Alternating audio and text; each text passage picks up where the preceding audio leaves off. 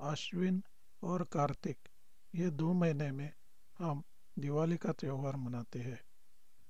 मुख्य रूप से ये त्यौहार अश्विन अमावस्या यानी कि लक्ष्मी पूजन और कार्तिक प्रतिपदा यानी कि पाड़वा, ये 2 दिनों का माना गया है। दिवाली त्यौहार का शुभारंभ अश्विन वद्य द्वादशी को गोपूजन द्वारा किया जाता है। इस दिन को वसुबारस या गोवत्स द्वादशी भी बोलते हैं। वसुबारस के ये दिन हम गौ माता की उसके बछड़े के साथ पूजा करते हैं। उनको स्नान करवा के, नया वस्त्र परिधान करवा के, गले में पुष्पमाला डालते हैं, उनके सींगों को सजाते हैं, चंदन का टीला उनके माथे पे लगाते हैं, उन्हें हळद और कुंकु भी अर्पण करते हैं और एक तांबे के फूल पात्र में अक्षदा, फूल, तिल और जल और सुगंधी पदार्थ, इनका मिश्रण बना के गौ माता को अर्घ्य देते हैं, यानी कि उनके चरणों का प्रक्षालन करते हैं। चरणों का प्रक्षालन करते समय हम ये मंत्र बोलते हैं। क्षीरोदार्णवसम्भूते सुरासुर नमस्कृते सर्वदेवमये मातर गृहाणार्घ्यं नमो नमः। इस मंत्र का अर्थ इस प्रकार से है। समुद्र मंथन के समय क्षीरसागर से उत्पन्न हुई और देवदानवों द्वारा नमस्कृत की गई सर्वदेव स्वरूपिणी माते, मैं तुझे बार बार नमस्कार करता हूँ। मैंने जो आपको अर्घ्य दिया है उसका स्वीकार करे। पूजा होने के बाद गौ माता को और उसके बछड़े को हम उड़द के पकौड़े खाने को देते हैं। उसके बाद हम गौ माता की प्रार्थना करते हैं। सुरभि त्वं जगन्मात देवी विष्णुपदे स्थिता सर्वदेवमये ग्रासं मया दत्तम् इमं ग्रस ततः सर्वमये देवी सर्वदेवै अलङ्कृते मातर्ममाभिलाषितं सफलं कुरु नन्दिनी। इस मंत्र का अर्थ इस प्रकार से है। हे जगदम्बे, हे स्वर्ग निवासिनी देवी, हे सर्वदेवमयी, मेरे द्वारा आपको जो अर्पित किया गया है उसका भक्षण कीजिए। हे समस्त देवताओं द्वारा अलंकृत माते नंदिनी, मेरे सभी मनोरथ पूरे कर देना। इस दिन के बाद अश्विन वद्य त्रयोदशी का दिन आता है। उसे हम धनत्रयोदशी भी बोलते हैं। धन, संपत्ति, सोना आदि की हम पूजा करते हैं, इसके लिए धनत्रयोदशी बोला जाता है। ये दिन भगवान धन्वंतरि का भी जन्मदिन है। उन्होंने दुखी लोगों के लिए आयुर्वेद का निर्माण भी यही दिन किया है। शाम को इसी दिन भगवान यमराज को भी उनकी प्रसन्नता के लिए हम मंत्र सहित एक दीपदान करते हैं। मृत्युनापाशदण्डाभ्यां कालेन शामया सह त्रयोदश्यां दीपदानात् सूर्यजः प्रीयतां मम। ये मंत्र का अर्थ इस प्रकार से है। त्रयोदशी के ये दीपदान से पाश और दंडधारी मृत्यु तथा काल के अधिष्ठाता देव भगवान यम देवी श्यामा के साथ मेरे प्रसन्न रहे। धनत्रयोदशी के दिन सुबह सुबह अभ्यंग स्नान करने का महिलाओं का भी रीति रिवाज है। अगला दीपावली का दिन यानी कि अश्विन कृष्ण चतुर्दशी, उसे हम नरक चतुर्दशी ऐसे भी पहचानते हैं। यह दिन नरकासुर का श्री भगवान कृष्ण ने वध किया था, इसके लिए ये दिन को नरक चतुर्दशी बोला गया है। ये दिन सभी पुरुष सुबह जल्दी उठ के सूर्योदय के पहले अभ्यंग स्नान करते हैं। इस दिन जो लोग अभ्यंग स्नान करते हैं वे कभी भी नरक में नहीं जाते। नरकासुर ने हमारे भले के लिए भगवान श्री कृष्ण से ये वरदान मांग के लिया है। नरक चतुर्दशी के ये दिन नरक भय से बचने के लिए हम शाम को एक चतुर्मुखी दीपदान करते हैं।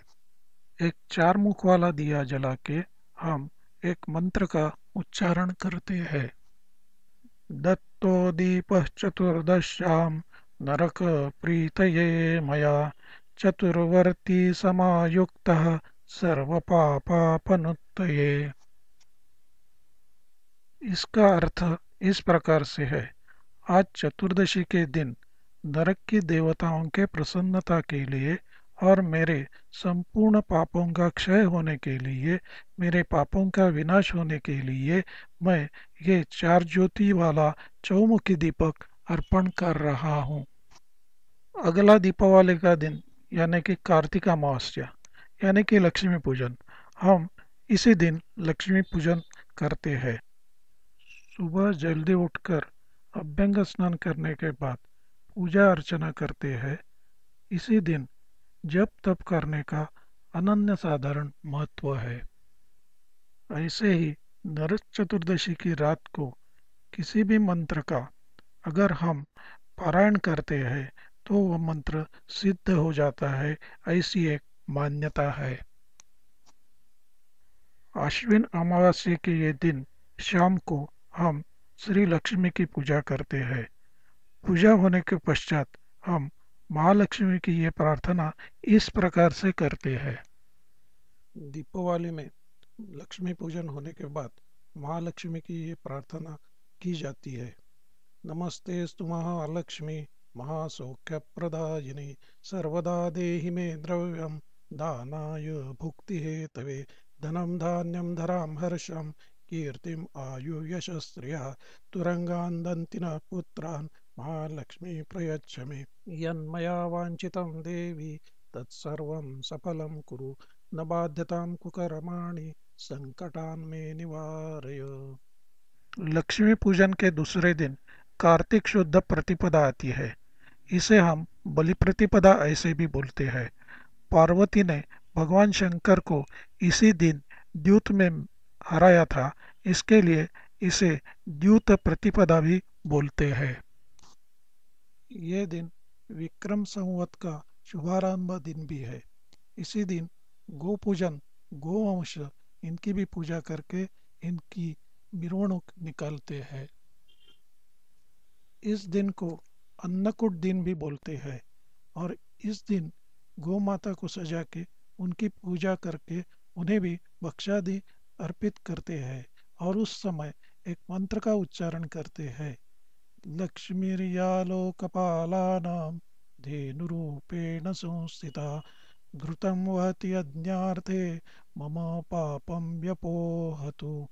इस मंत्र का अर्थ धेनु रूप में जो लोकपालों की साक्षात लक्ष्मी स्थित है और जो यज्ञ के लिए घी देती है, वो गौ माता मेरे पापों का क्षय करे अर्थात मेरे पापों का नाश करे। बलि प्रतिपदा के ये दिन बलि राजा और उनकी पत्नी विंध्याचली इनकी प्रतिमाओं की भी पूजा की जाती है। श्री विष्णु ने वामन रूप लेके बलिराजा का पराभव किया था और लोगों को संकट मुक्त किया था। इसके लिए लक्ष्मी ने अपने पति श्री विष्णु का दिवाली में इसी दिन पाड़वे को औक्षण किया था और अपना आनंद व्यक्त किया था। यही प्रथा हम आज भी मानते हैं और हर पत्नी अपने पति का औक्षण इस दिन शाम को करती है। बलिराजा ने श्री विष्णु से एक वरदान मांग के लिया है। ये वरदान के मुताबिक जो लोग अश्विन के ये दीपावली के 3 दिन यम के लिए दीपदान करते हैं उनको यम यातना का भुगतान नहीं करना पड़ता और उनके घर लक्ष्मी का वास हमेशा रहता है। दीपावली का अगला दिन यानी कार्तिक शुद्ध द्वितीया यानी उसे यम द्वितीया भी बोलते हैं, यानी कि भाऊ बीज, भैया दूज। भगवान यमराज और यमी यानी कि यमुना नदी, ये दोनों भाई बहन हैं। यमी ने भगवान यमराज से ये वरदान मांग के लिया है, कार्तिक शुद्ध द्वितीया के ये दिन जो भाई अपने बहन के घर जाएगा, या जो बहन अपने भाई के घर जाएगी और उसका औक्षण करेगी, उन दोनों को यमपुरी की यम यातनाओं से मुक्ति मिले। औक्षण करने के पश्चात बहन अपनी भाई की दीर्घायु के लिए श्री मार्कंडेय ऋषि से प्रार्थना करती है। ये प्रार्थना इस प्रकार से है। मार्कंडेय महाभाग सप्तकल्प जीवितः चिरंजीवी यथा त्वं तथा मे भ्रातारं कुरु। इस मंत्र का अर्थ इस प्रकार से है। हे महाभाग मार्कंडेय, आप 7 कल्पों के आखिर तक जीने वाले चिरंजीवी हो। जैसे आप चिरंजीवी हो, वैसा मेरा भैया भी दीर्घायुषी हो, ये मेरी आपसे प्रार्थना है। दीपावली का ये त्योहार यानी कि दीपोत्सव है। दीप यानी कि दिया, जो खुद जलता है और दूसरों का जीवन प्रकाशित करता है। ये बात हम हमेशा ध्यान में रखें।